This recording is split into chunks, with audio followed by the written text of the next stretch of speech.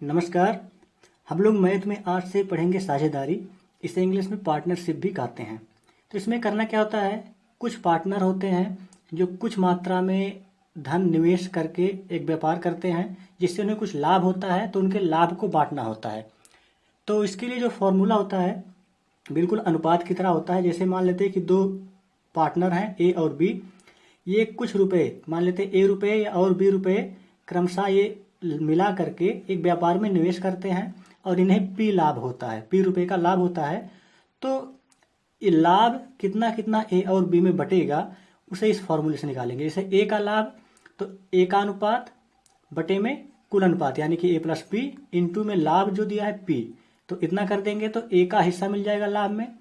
और बी का अगर लाभ में हिस्सा निकालना हो तो कैसे निकालेंगे, बी का निवेश का जो अनुपात है बी बटे में कुल अनुपात, इन दोनों के निवेश का कुल अनुपात यानी कि ए प्लस बी, और गुणे में जो लाभ है पी। तो बी को लाभ में कितना हिस्सा मिलेगा मिल जाएगा। ठीक है, तो ये दो लोग भी हो सकते हैं, तीन लोग भी हो सकते हैं, चार लोग भी हो सकते हैं, तो जितना भी होगा इसी फॉर्मूले से निकाल लेंगे। तो चलिए अब लगाते हैं पहला सवाल। तो इसमें कई तरह के सवाल होते हैं। जैसे पहला कंडीशन है कि जब भिन्न भिन्न पूंजियां समान समय के लिए लगाई जाएं। जैसे पहला सवाल है कि राम, श्याम और मोहन ने क्रमशः 15,000 रुपये, 18,000 रुपये और 21,000 रुपये लगाकर एक व्यापार शुरू किया। यदि वर्ष के अंत में कुल 90,000 रुपये का लाभ हुआ तो मोहन का लाभ में हिस्सा कितना होगा। तो इस तरह के देखिए यहाँ पर दिया है कि भिन्न भिन्न पूंजी यानी कि तीनों ने अलग अलग पूंजी लगाई है लेकिन समान समय के लिए, सब लोग एक वर्ष में के लिए अपना धन निवेश किया है। ठीक है, तो इसे लगाने के लिए सबसे पहले इनका अनुपात निकालेंगे। तो इससे राम है, श्याम है और मोहन है, इन तीनों का जो निवेश है, धन का जो निवेश है वो किस अनुपात में है। राम ने 15,000 रुपये, श्याम ने 18,000 रुपये और मोहन ने 21,000 रुपये का निवेश किया। ठीक है, अब अनुपात अगर निकालेंगे इनका तो यहाँ से देखेंगे 3 शून्य से 3 शून्य कट जाएंगे, क्योंकि अनुपात में क्या होते हैं, अनुपात मतलब भाग देना होता है। और ये 3 से 15 भी कट जाएगा, 18 भी कट जाएगा और 21 भी कट जाएगा। तो 3 5 15, 3 6 18 और 3 7 21। तो इनके जो धन का निवेश है वो 5:6:7 के अनुपात में है। तो पूछा है कि मोहन का लाभ में हिस्सा कितना होगा। तो मोहन का जो अनुपात हो 7 है, तो मोहन का जो लाभ में हिस्सा होगा वो मोहन का अनुपात 7 बटे कुल अनुपात। तो कुल अनुपात क्या होगा, 6 5 11 और 11 7 18, तो बटे में कुल अनुपात 18 हो जाएगा। और गुणे में कुल लाभ कितना हुआ है 90,000 का, तो 90,000 से गुणा कर देंगे।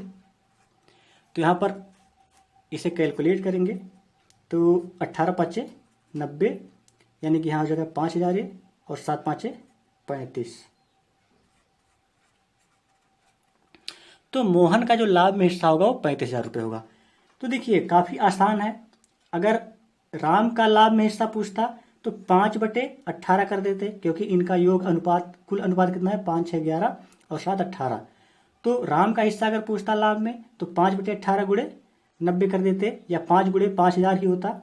ठीक है, और श्याम का लाभ में हिस्सा 6 गुणे 5,000। तो इस तरह से 25,000, 30,000 और 35,000 इनके लाभ में हिस्सा हो जाएंगे। ठीक है, चलिए देखते हैं अगला सवाल। ये तो था जब भिन्न भिन्न पूंजियां समान समय के लिए लगाई जाती थी। अब अगर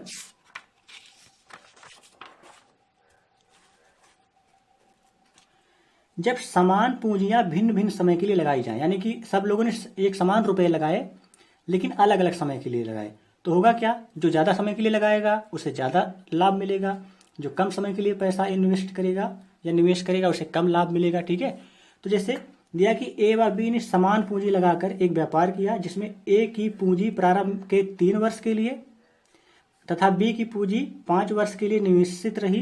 तो यदि कुल 1,60,000 का लाभ हुआ तो बी का हिस्सा कितना होगा।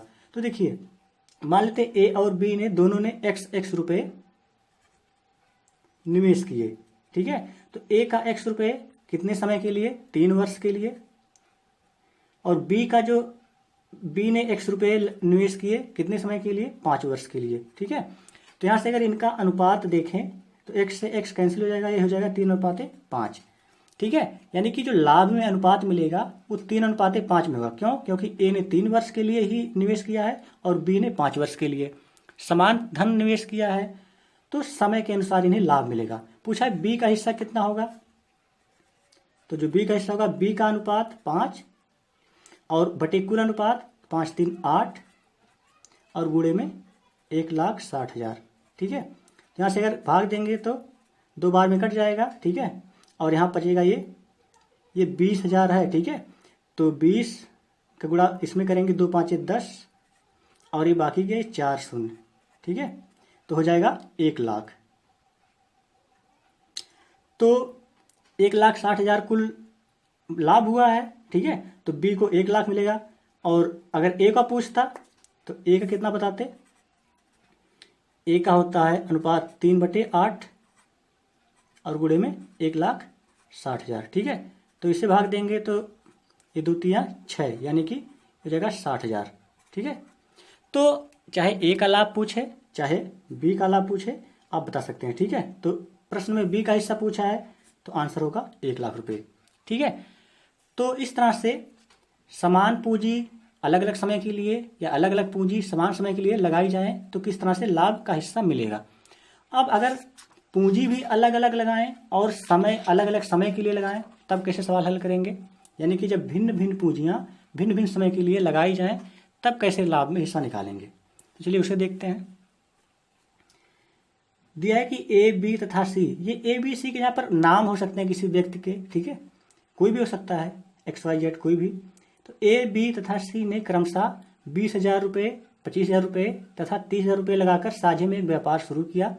यदि ए की पूंजी 3 वर्ष तक, बी की पूंजी 2 वर्ष तक तथा सी की पूंजी 1 वर्ष तक लगी रही हो और अंत में कुल 70,000 रुपये का लाभ हो तो कुल लाभ में से बी को कितने रुपये मिले प्राप्त होंगे। ठीक है।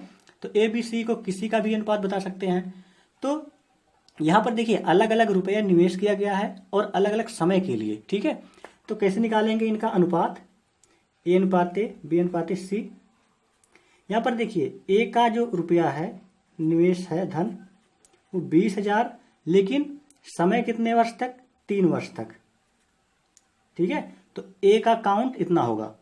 बी ने क्या किया, 25,000 रुपये इन्वेस्ट किया या निवेश किया, कितने समय के लिए, 2 वर्ष तक। और सी ने क्या किया, 30,000 रुपये निवेश किया, कितने समय के लिए, 1 वर्ष के लिए। ठीक है। अब इसी को हल करके इनका अनुपात निकाल लेंगे। अनुपात मिल जाएगा तो हिस्सा निकाल लेंगे। ठीक है। तो यहाँ से देखिए ये 3 शून्य तो हर जगह से कैंसिल हो जाएंगे क्योंकि अनुपात का मतलब भाग होता है। तो भाग देंगे सब में, 1,000 से कैंसिल हो जाएंगे। ठीक है। अब यहाँ से क्या करेंगे, 5 से भी भाग दे सकते हैं। ठीक है। या इसे लिख सकते हैं पहले एक बार, 60 20 तिया 60, 25 दूना 50 और ये 30 ही होगा। ठीक है। तो यहाँ से क्या करेंगे, एक शून्य से एक शून्य एक फिर कैंसिल हो जाएगा, 6:5:5:3 हो जाएगा। ठीक है। तो अब यहाँ से हमें बताना क्या है, बी को कितने रुपए प्राप्त होंगे। ठीक है। तो बी का हिस्सा बताना है। तो यहाँ पर ध्यान से अगर देखें तो ए का अनुपात 6, बी का अनुपात 5, सी का अनुपात 3। यानी कि अगर ए को 6 रुपये मिलेंगे तो बी को 5 रुपये मिलेंगे और सी को 3 रुपये मिलेंगे।